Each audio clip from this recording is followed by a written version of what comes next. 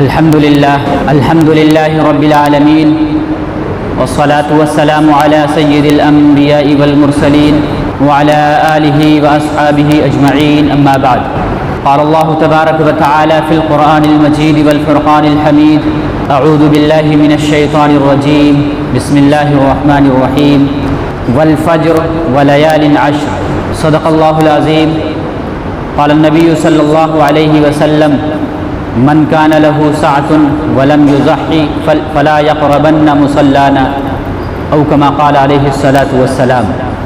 صدق الله العظيم وصدق رسوله النبي الكريم، ونحن على ذلك لمن الشاهدين والشاكرين، والحمد لله رب العالمين. اللهم صل على محمد وعلى آل محمد كما صليت على إبراهيم وعلى آل إبراهيم إنك حميد مجيد. اللهم بارك على محمد وعلى آل محمد كما باركت على إبراهيم وعلى آل إبراهيم إنك حميد مجيد. محترم بزرگوں اور دوستو، اللہ رب العزت کا بے انتہا شکر ہے، احسان ہے، فضل اور کرم ہے کہ اس نے ہمیں اور آپ کو جمعے کی مناسبت سے اپنے پاک گھر میں آنے کی توفیق عطا فرمائی. دعا کریں کہ اللہ رب العزت ہمیں ان باتوں پر عمل کرنے کی توفیق عطا فرمائے جو باتیں کہی جائیں، اور ان کو سمجھنے کی بھی توفیق عطا فرمائے. یہ ذی الحجہ کا مہینہ چل رہا ہے جس کی آج 4 تاریخ ہو چکی ہے. یہ ذی الحجہ کا مہینہ بھی بڑی فضیلت والا ہے، بڑی عظمتوں والا ہے.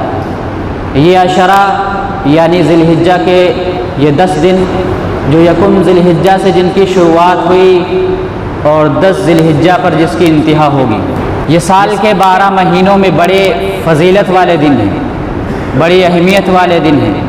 اور اللہ رب العزت نے قرآن پاک میں فرمایا: والفجر وليال عشر. اس آیت میں اللہ رب العزت نے ان 10 راتوں کی قسم کھائی ہے.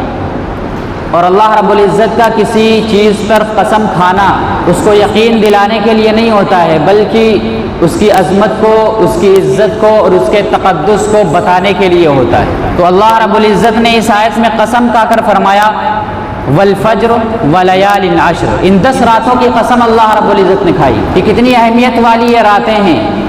اور خود نبی کریم صلی اللہ علیہ وسلم نے ان ایام کی فضیلت کو اور ان کی اہمیت کو بیان کرتے ہوئے ارشاد فرمایا کہ اللہ رب العزت کو ان 10 دنوں میں اعمال اور عبادات جتنے زیادہ محبوب ہیں کسی اور دنوں میں اتنے محبوب نہیں. اور ایک دوسری روایت میں نبی کریم صلی اللہ علیہ وسلم نے ارشاد فرمایا کہ اگر کوئی ان 10 دنوں کے اندر یعنی 1 ذی الحجہ سے لے کر کے 9 ذی الحجہ تک ان دنوں کے اندر کوئی شخص روزہ رکھ لے تو وہ 1 روزہ 1 سال کے روزوں کے برابر ہے.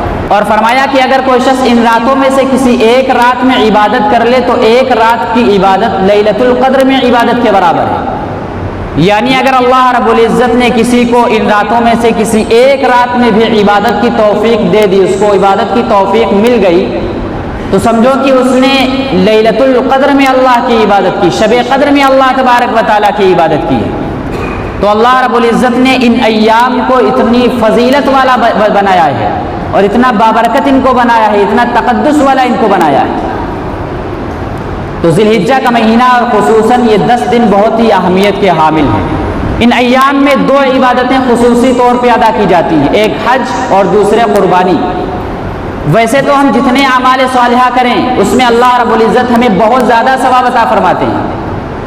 علماء کرام نے احادیث کی روشنی میں لکھا ہے کہ ان 10 ایام کے اندر اگر کوئی شخص عبادات کرتا ہے، اعمال صالحہ کرتا ہے، تو دوسرے دنوں کی مناسبت اللہ تبارک و تعالیٰ ان کو زیادہ اجر عطا فرماتا ہے، زیادہ ثواب عطا فرماتا ہے. اور ان 10 دنوں کے اندر اللہ تبارک و تعالیٰ کی خصوصی رحمت نازل ہوتی ہے.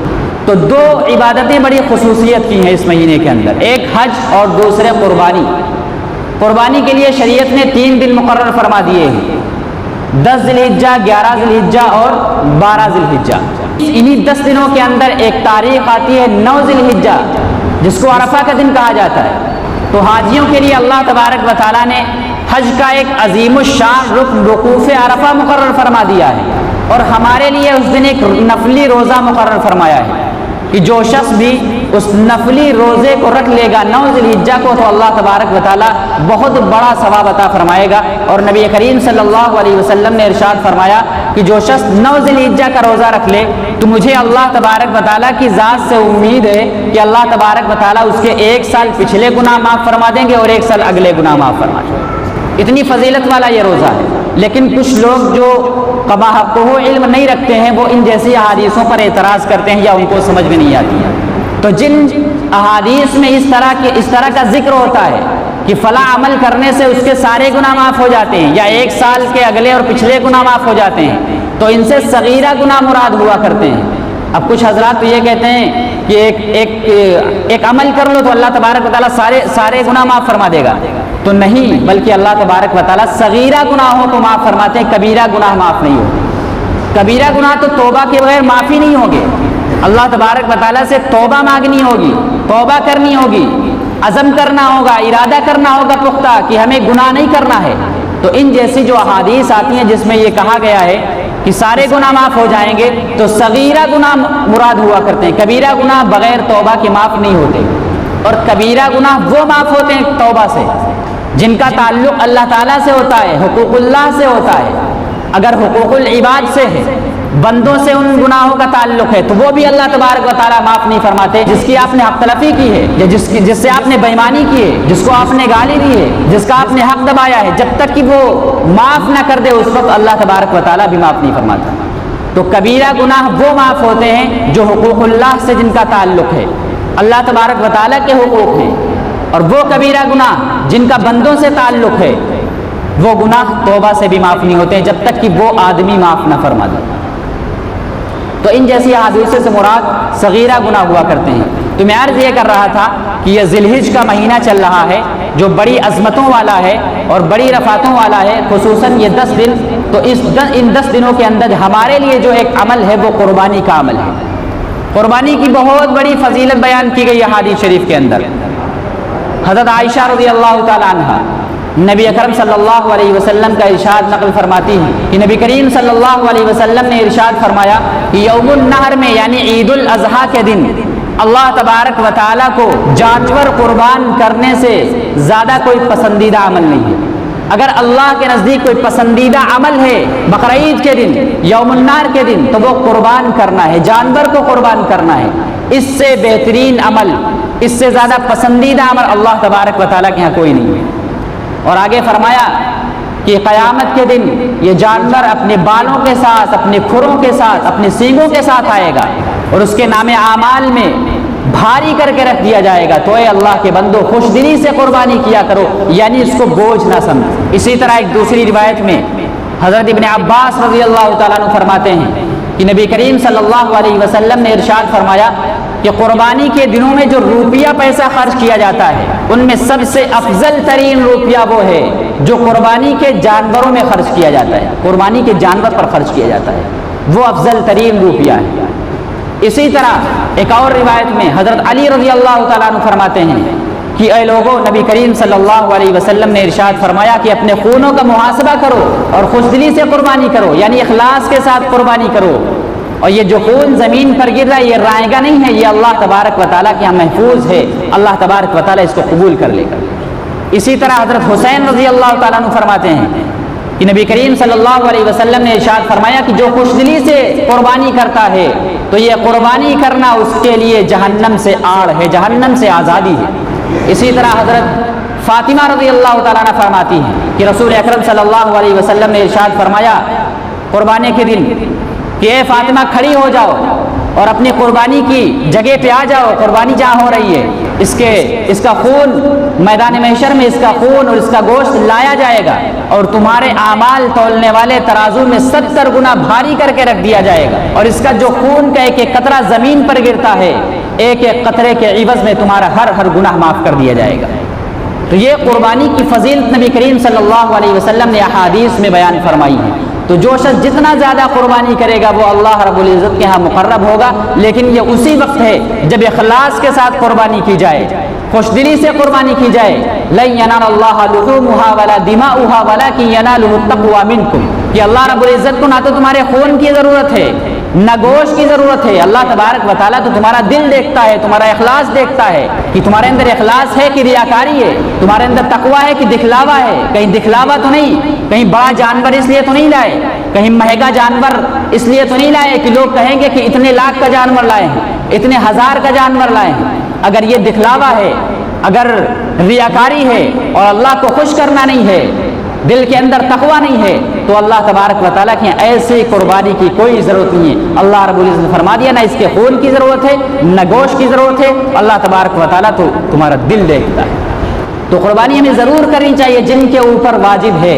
یہ قربانی ابراہیم علیہ السلام کی سنت ہے. صحابہ نے پوچھا قربانیاں کیا چیز، ما ہی الاضاحی یا رسول اللہ، یہ قربانیاں کیا ہیں؟ تو اللہ کے رسول صلی اللہ علیہ وسلم نے ارشاد فرمایا سنت ابیکم ابراہیم، یہ تمہارے باپ ابراہیم علیہ السلام کی سنت ہے. پھر صحابہ نے پوچھا کہ ما لنا فیہا، ہمارے لیے اس میں کیا، ہم کو کیا ملے گا؟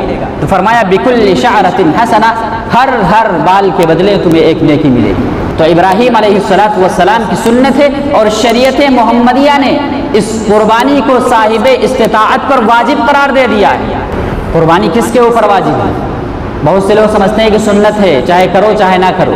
سنت نہیں ہے، قربانی واجب ہے ہر صاحب استطاعت پر، ہر نصاب والے پر. جس طریقے سے زکوٰۃ کا ایک نصاب ہوتا ہے کہ اگر وہ نصاب ہوگا تو زکوٰۃ واجب ہوگی، اگر وہ نصاب نہیں ہوگا تو زکوٰۃ واجب نہیں ہے. اسی طریقے سے قربانی کا بھی ایک نصاب ہے، اگر وہ نصاب آپ کے پاس ہے تو آپ پر قربانی واجب ہے، اور اگر نصاب نہیں ہے تو قربانی واجب نہیں ہے. اگر آپ کرنا چاہیں تو کر دیں، آپ کو ثواب ملے گا. زکوٰۃ دیر میں واجب ہوتی ہے، قربانی جلدی واجب ہو جاتی ہے. اس کی ایک وجہ یہ ہے، زکوٰۃ میں 4 چیزیں، سونے کا ہونا، یا تو 7.5 تولہ سونا ہو، یا 52.5 تولہ چاندی ہو، یا مال تجارت ہو، یا نقدی روپیہ ہو. یہ 4 چیزیں ہیں. ان چاروں کو ملا کر یا ان چاروں میں سے کسی ایک کی قیمت 52.5 تولہ چاندی کو پہنچ جائے تو زکوٰۃ واجب ہو جاتی ہے. اور دوسری شرط یہ ہے کہ اس پر سال کا گزرنا شرط ہے.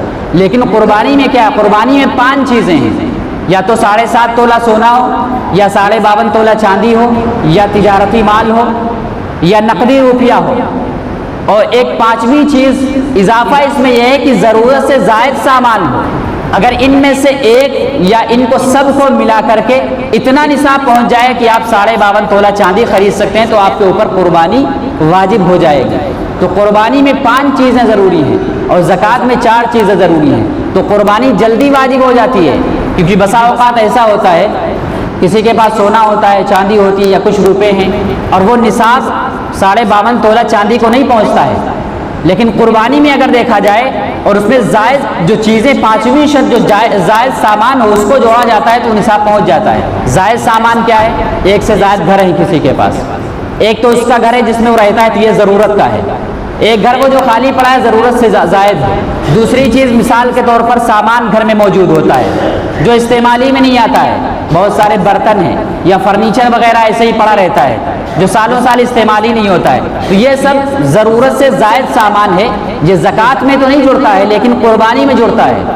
تو ایسے شخص کے اوپر قربانی واجب ہو جائے گی جس کے پاس ان 5 چیزوں کو ملا کر یا 1 کی وجہ سے، 2 کی وجہ سے، 3 کی وجہ سے، 4 کی وجہ سے، یا 5 کو ملائیں گے تو وہ نصاب 52.5 تولہ چاندی کو پہنچ جائے، یعنی 52.5 تولہ چاندی آپ خرید سکتے ہو تو آپ کے اوپر قربانی واجب ہو جاتی ہے. قربانی ضروری ہے اور قربانی کرنا لازم ہے. اور نبی کریم صلی اللہ علیہ وآلہ وسلم نے ارشاد فرمایا من کان لہ ساعۃ ولم یضحی فلا یقربن مصلانا، جو استطاعت ہونے کے باوجود، صاحب استطاعت ہو اس کے باوجود بھی قربانی نہ کرے تو ہماری عیدگاہ کے قریب بھی نہ آئے. اتنا نبی کریم صلی اللہ علیہ وسلم ناراض ہیں اس شخص سے جو استطاعت کے باوجود بھی قربانی نہ کرے. تو فرمایا کہ وہ ہماری عیدگاہ کے قریب بھی نہ آئے. تو اگر سنت ہوتی تو نبی کریم صلی اللہ علیہ وسلم یہ نہ فرماتے، اتنا ناراض نہ ہوتے. تو اس سے پتہ چلا کہ قربانی واجب ہے. اور نبی کریم صلی اللہ علیہ وسلم جب مکہ المکرمہ سے ہجرت کی مدینہ طیبہ کی طرف تو 10 سال وہاں رہے. آپ نے مسلسل وہاں قربانی کروائی. اپنی قربانی الگ سے کرواتے، ازواج مطہرات کی قربانی الگ سے کرواتے، اور حضرت فاطمہ رضی اللہ تعالیٰ عنہ کی قربانی الگ سے فرماتے تھے. تو قربانی واجب ہے. عام طور پہ ہم کرتے کیا ہیں؟ عام طور پہ یہ ہوتا ہے علم نہ ہونے کی وجہ سے کہ ایک بکرا آ جاتا ہے گھر میں اور اس کو ذبح کر دیا جاتا ہے اور ہم یہ سمجھتے ہیں کہ سب کی طرف سے یہ کافی ہو گئی.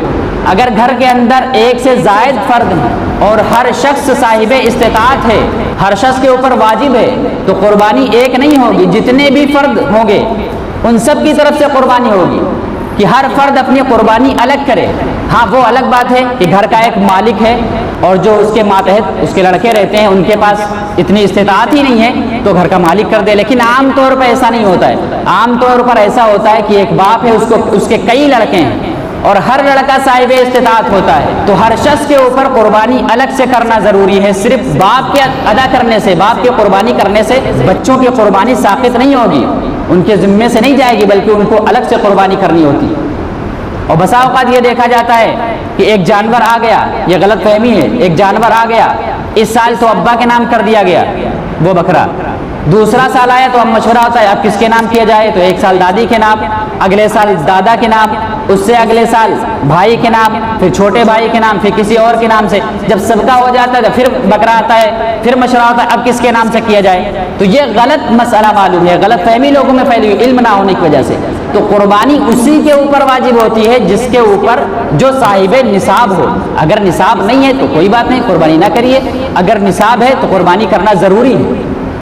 اور ایک اور مسئلہ، جو حضرات پہلی مرتبہ قربانی کرتے ہیں تو ان کو یہ بات نہ جانے کہاں سے ملتی ہے کہ پہلی قربانی نبی کریم صلی اللہ علیہ وسلم کے نام کرنا ضروری ہے۔ یہ مسئلہ لوگوں کو غلط معلوم ہے کہ پہلی قربانی ہمیں نبی کریم صلی اللہ علیہ وسلم کے نام سے کرنی ہے، جبکہ شریعت ہمیں روکتی ہے، اس سے شریعت منع کرتی ہے۔ یہ سننے میں بات تو بڑی اچھی لگتی ہے کہ نبی کریم صلی اللہ علیہ وسلم کے نام سے ہم کریں گے قربانی، یہ اس صورت میں ہے جب آپ اپنی قربانی کریں اور الگ سے ایک دوسری قربانی نبی کریم صلی اللہ علیہ وآلہ وسلم کے نام سے کریں، تب آپ کی قربانی ادا ہوگی۔ اور اگر آپ نے نبی کریم صلی اللہ علیہ وسلم کے نام قربانی کر دی تو اس کا ثواب مل جائے گا، لیکن آپ کے ذمے جو ایک واجب چیز ہے، ایک ضروری چیز ہے، یہ آپ کے اوپر ساقط نہیں ہوگی، آپ گنہگار ہوں گے۔ تو یہ مسئلے مسائل ہیں جو عام طور پہ لوگوں کو نہیں معلوم ہوتی ہیں۔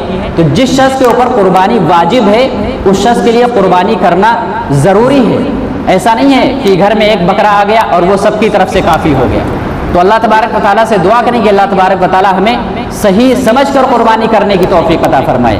اور ایک اور چیز، ان 10 دنوں میں 5 دن ایام تشریق کے ہوتے ہیں، یعنی 9 ذی الحجہ سے لے کر 13 ذی الحجہ تک، 9 ذی الحجہ کی فجر سے لے کے 13 ذی الحجہ کی فجر تک ہر فرض نماز کے بعد، سلام پھیرنے کے بعد بلند آواز سے مرد حضرات کہیں گے اللہ اکبر لا الہ الا اللہ واللہ اکبر وللہ الحمد۔ یہ عورتوں پر بھی واجب ہے، مردوں پر بھی واجب ہے، لیکن مرد حضرات زور سے بلند آواز سے کہیں گے، عورتیں آہستہ آواز سے کہیں گی۔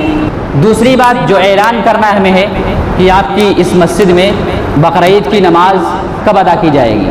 تو عید الاضحیٰ کا دن جمعرات کو پڑے گا، تو جمعرات کو صبح 7:30 بجے انشاءاللہ بقرعید کی نماز آپ کی مسجد میں ادا کی جائے گی۔ کسی کا انتظار نہیں کیا جائے گا، یہ رائٹ ٹائم مقرر کیا گیا ہے کہ 7:30 بجے عید الاضحیٰ کی نماز جماعت کھڑی کر دی جائے گی۔ آپ حضرات اس کا خیال رکھیں۔ اللہ تبارک و تعالی ہمیں عمل کرنے کی توفیق عطا فرمائے۔ وآخر دعوانا ان الحمد للہ رب العالمین۔